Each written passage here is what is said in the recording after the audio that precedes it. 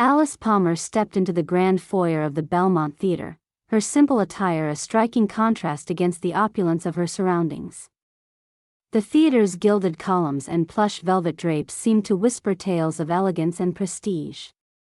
She wore a plain blouse and comfortable slacks, the kind of outfit suited for managing a bustling morning, which included navigating through the city's labyrinthine transit and a stop at a local bookstore that had made her late.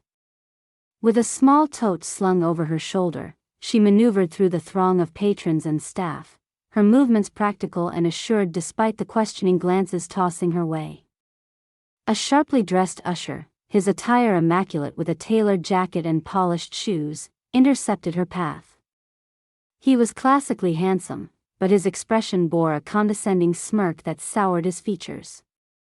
He scanned Alice's outfit dismissively, an eyebrow quirking upwards in sarcastic amusement. "Lost, are we?" he drawled, handing her a stack of glossy program pamphlets. "You can hold these at the back, dear. Don't want to be in the way of paying guests, do we?" Alice met his eyes for the briefest of moments, her smile polite but inscrutable. "Understood," she murmured, accepting the stack with no intention of taking up the designated position. Her demeanor remained unruffled as she smoothly navigated past him and headed toward the administrative wing of the theater, her purpose clear and unspoken. Patrons and staff alike observed this silent exchange, some with amusement, others with mild embarrassment on her behalf, each assuming Alice to be in a minor, perhaps unimportant role. As she walked away, Alice's focus remained steady, her presence grounded and quietly resolute, aware of her next steps and the role she was meant to fulfill in the theater. Alice continued on her way through the labyrinthine corridors of the Belmont Theatre, her mind humming with anticipation and purpose. The theater's backstage area was a maze of shadows, echoing with rehearsals, the clatter of set pieces being maneuvered, and the low buzz of hushed conversations. Alice navigated through it with ease, her every step considered and deliberate, as memories of past theaters and creative teams flitted through her mind, reminding her why she had accepted the challenging role as the new artistic director. Stopping briefly before the door marked Human Resources, Alice took a moment to collect her thoughts, her heart steady but eager. Inside, the room was a stark contrast to the main theater, with its practical furnishings and quiet hum of office machines.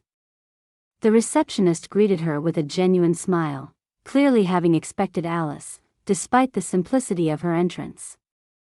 "Welcome, Miss Palmer. They're waiting for you in the conference room," she said, gesturing toward the door further inside. As Alice stepped into the conference room, she was met with the sight of the theater's managing director, Henry LaSalle, a man known for his discerning eye and formidable presence in the theater world. Accompanying him was Margaret Ellis, the head of Human Resources, whose professional warmth was both reassuring and approachable. Both rose from their seats, illuminating the room's rather plain decor with their welcoming demeanors. "Alice. It's such a pleasure to finally have you here," Henry exclaimed, shaking her hand firmly. His eyes held respect, a mutual acknowledgement of Alice's impressive reputation. "We've been eager to begin this new chapter with you at the helm." "Thank you, Henry," Alice replied, her voice steady with sincerity. "I'm looking forward to all we can accomplish together." Margaret handed Alice a folder with the theater's upcoming schedule and policies.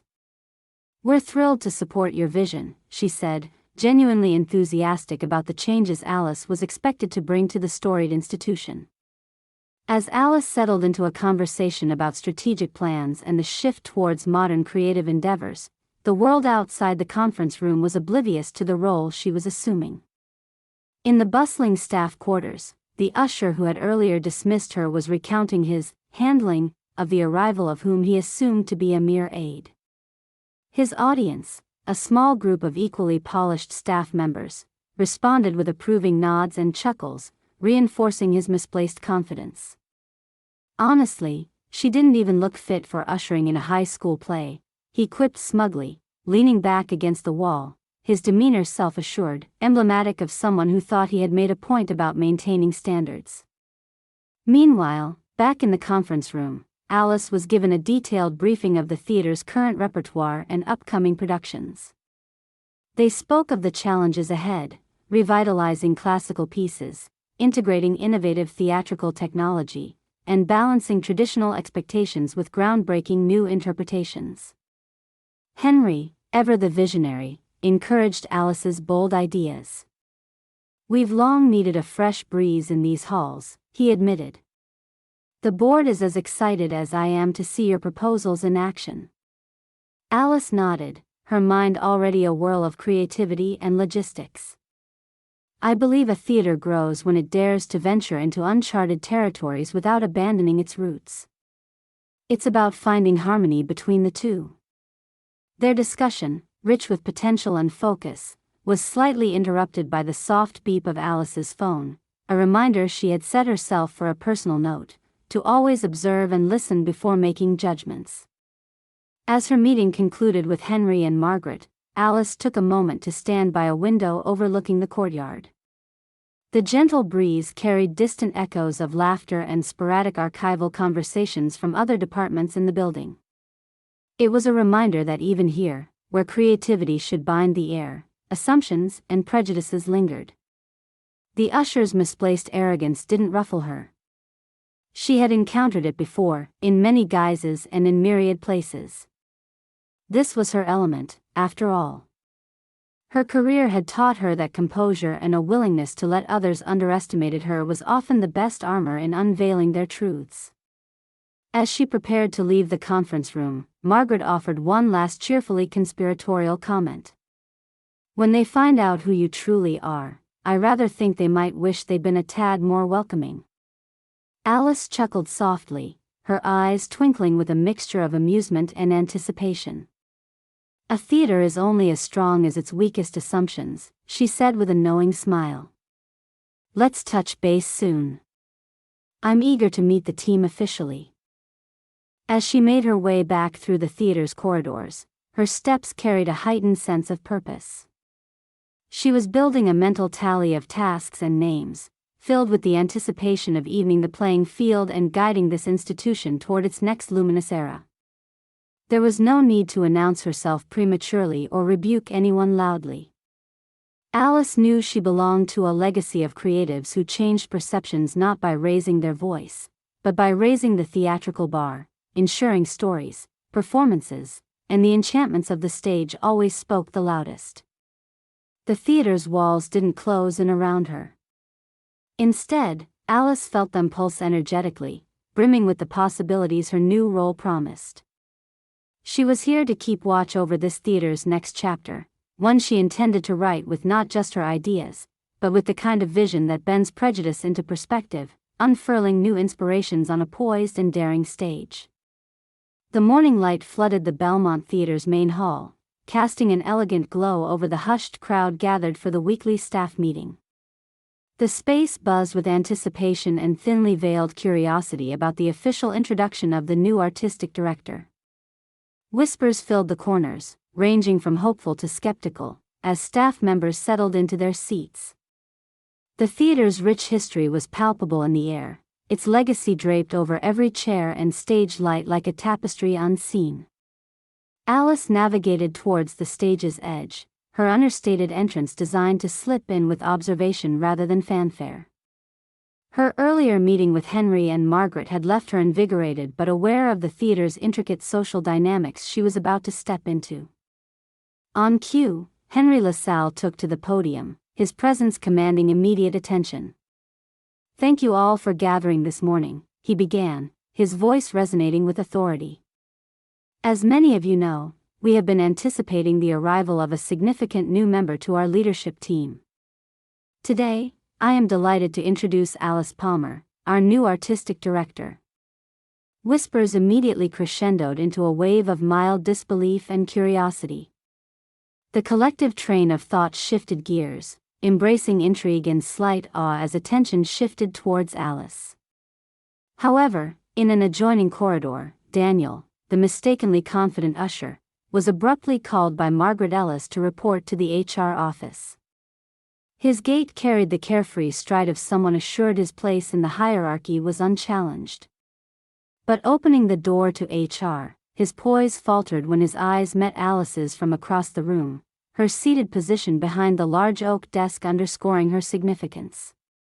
The remnants of his smirk faded into wide-eyed disbelief. In that moment, his earlier dismissive attitude felt painfully transparent, the weight of his underestimation hanging heavily in the air between them.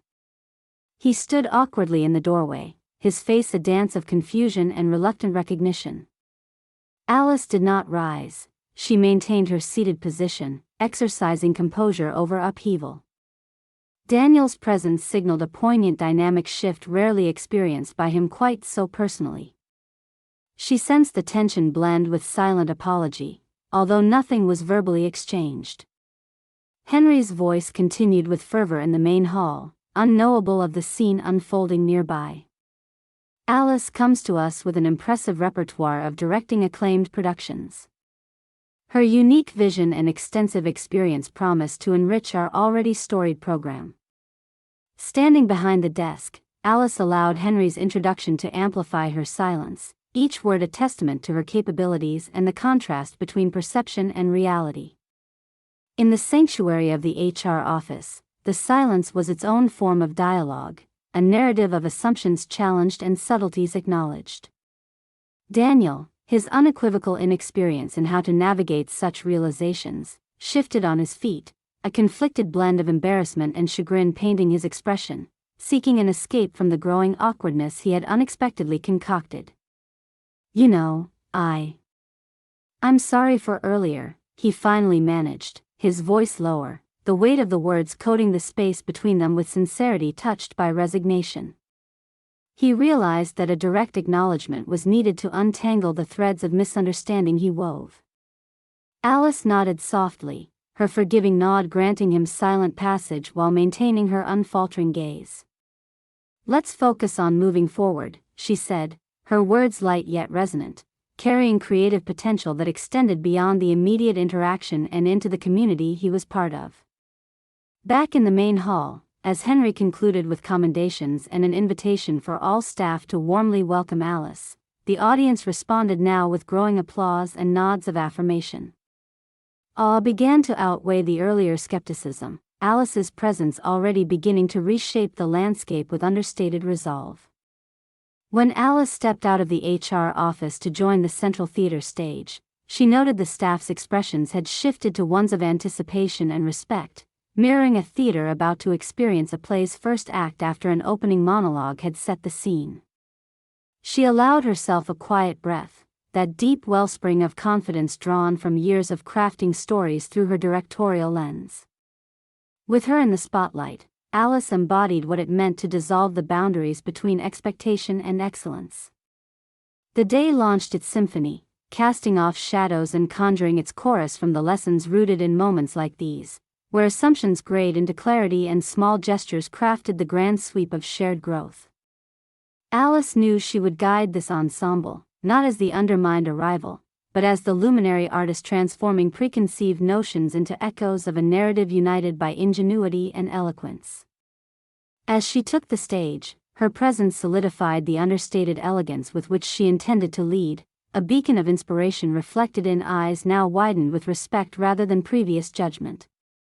Daniel's presence among the applauding staff bore no contradiction to this concerted energy, only a subdued note of humility that aligned with the new chord Alice had struck upon claiming the conductor's baton. The real performance heralding her vision loomed, ready to reveal a transformative act under her astute directorial hand. The hushed anticipation in the theater echoed the eloquent silence Alice exuded as she addressed the assembly from the stage. Her presence commanded without demanding, an embodiment of grace that had quietly captivated attention from the moment Henry introduced her. The staff of the Belmont Theater were listeners now, their attentiveness a testament to her transformative journey that was about to unfold before their eyes. "Thank you, Henry," Alice began, her voice calm yet imbued with an underlying force. "I am truly honored to join this venerable theater and contribute to its storied legacy.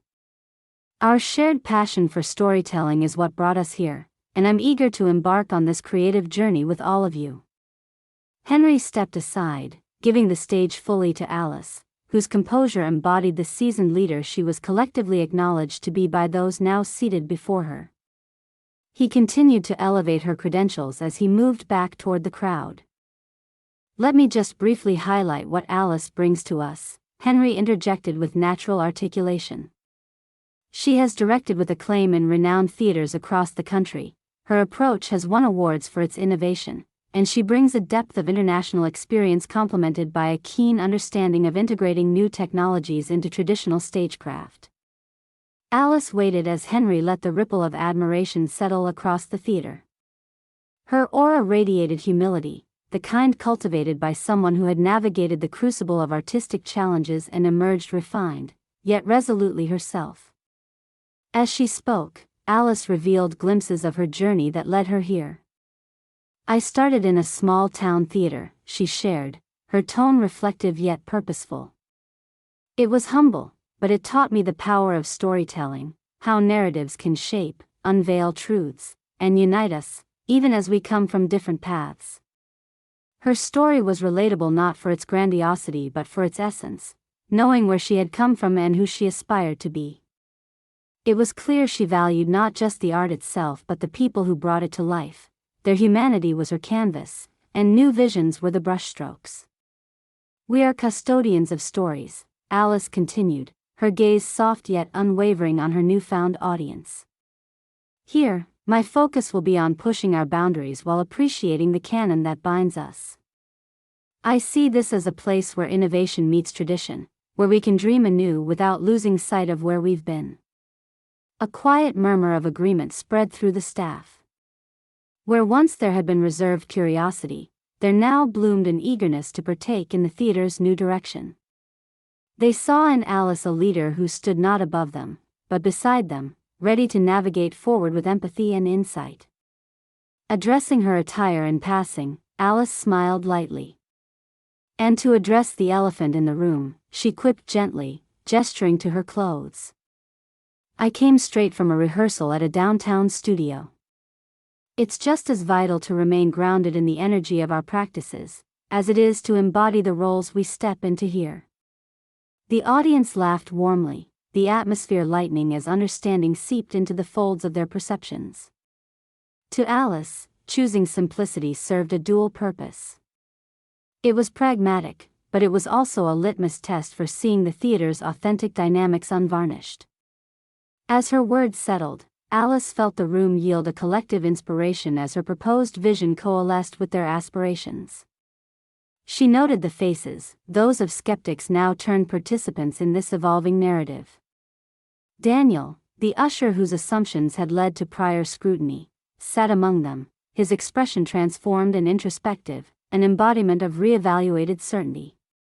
He realized her approach was an exposition rather than a position. With the formal introductions trailing toward a natural close, Alice imparted a final charge, casting a look that invited each member of the theater to embrace the upcoming season's possibilities. Her instruction was simple but left room for expansion, and she hoped to light a spark that would illuminate more than just the next act on stage. "Let us write this new chapter collaboratively and with our full selves," Alice concluded with a nod toward each attentive listener. "Bring your innovation, your stories, and your dedication. This is your stage as much as it is mine."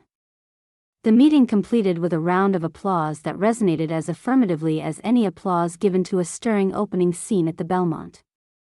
The room pulsed with a newfound vigor, a collective, palpable resolve to strive for the excellence Alice embodied. In the wake of her speech, Alice moved off stage, content in the knowledge she had set this initial tone with the grace she was known for. There was much to do, but this moment had connected them as threads in the rich tapestry she aimed to craft. Through this experience, Alice's understanding of leadership came to life, a confluence of listening and directing, her vision aligned with their efforts. As the theater's fabric strengthened, woven tighter by collaboration and respect, Alice knew this was only the first act. Yet, within this opening lay the promise of transformation, where every role played, every voice lifted, enabled a rendition that would resound beyond the theater's opulent walls. The theater itself seemed to breathe softly in gratitude for the seasoned strength Alice infused into its historic charm, poised for a luminous future awaiting its dramatic unveiling. With the staff meeting concluded, a palpable energy lingered in the air at the Belmont Theater, a sense of renewal and possibility, subtly pervading each ornate corridor and weaving through the daily routines of its employees. Alice's introduction had planted the seeds of change, and now the theater was poised to embrace its new possibilities under her guidance. Backstage, as the theater settled into its regular rhythm, Margaret Ellis called Daniel, the usher, into her office for a more direct follow-up. The plush leather chairs and polished wood of her office presented a formidable backdrop to the conversation at hand. Daniel entered with a mix of apprehension and acceptance, a nod to the lesson he had learned. Margaret, sitting in a poised manner across her desk, met his gaze with measured empathy. "Daniel, it's important for the entire staff to align with the values Alice wants to instill here," she began, her voice calm but firm. "We need everyone to recognize the role they play in making this theater a welcoming and progressive place." Daniel nodded, a trace of his earlier bravado replaced by introspection. "I misunderstood my role," he admitted, sincerity lacing his words. "And Alice's role as well. I acted from a place of assumption, not understanding." Margaret softened her demeanor slightly, recognizing the humility Daniel now displayed. "Mistakes are part of growth, Daniel. But we also have a responsibility to learn from them. As it stands, we're asking you to step back from front-of-house duties temporarily." His expression tensed slightly at the news, but he nodded, understanding the importance of accountability. "I understand, Margaret. I'll take it seriously and do what's asked in the interim." "The good news is, you're not out of options," Margaret replied, offering a reassuring nod. "Alice believes in fostering development and collaboration. You'll benefit from observing it firsthand in customer service training. Bring that experience back with a commitment to our shared vision." As Daniel left Margaret's office, he did so with a lighter step. While his actions had earned him a reprimand, he felt stirred, challenged to grow beyond his prior misconceptions. Meanwhile, throughout the theater, other employees began to sense a shift. Where skepticism had lingered, respect now took root in hushed conversations and passing glances, each interaction a testament to Alice's quietly unwavering resolve. For Alice, the day was filled with meetings, including one with the department heads to outline her vision in actionable steps. As she moved through each space, she made a point to listen actively, engaging with the staff to truly understand the rhythms and intricacies of their everyday work. It was a careful choreography of collaboration fostered through empathy and leadership. She was not just the artistic director in title but in spirit, envisioning a new act for the theater. Later, in a serendipitous encounter in the hallway, Alice passed Daniel. This time, the dynamics of their interaction were markedly different. He paused as if contemplating whether to offer a formal apology, but Alice sensed the tacit shift in his perspective and took the lead. "Hi, Daniel," she greeted, her expression warm and welcoming. He met her gaze, his past arrogance dissolved into respect tinged with a hint of sheepishness. "Congratulations, Ms. Palmer," he said, his tone genuine, each word a small truce against earlier judgments. Alice nodded, acknowledging not just the words but the growth behind them. "I'm looking forward to our paths crossing again," she replied, her words carrying the subtle encouragement that growth was continuous and collaborative. Their exchange, though brief, closed the chapter on earlier misunderstandings and opened another where respect and professionalism could flourish. As the afternoon unraveled into evening, Alice found a moment of solitude in her office, a room adorned with mementos from previous productions and walls lined with shelves that promised creativity.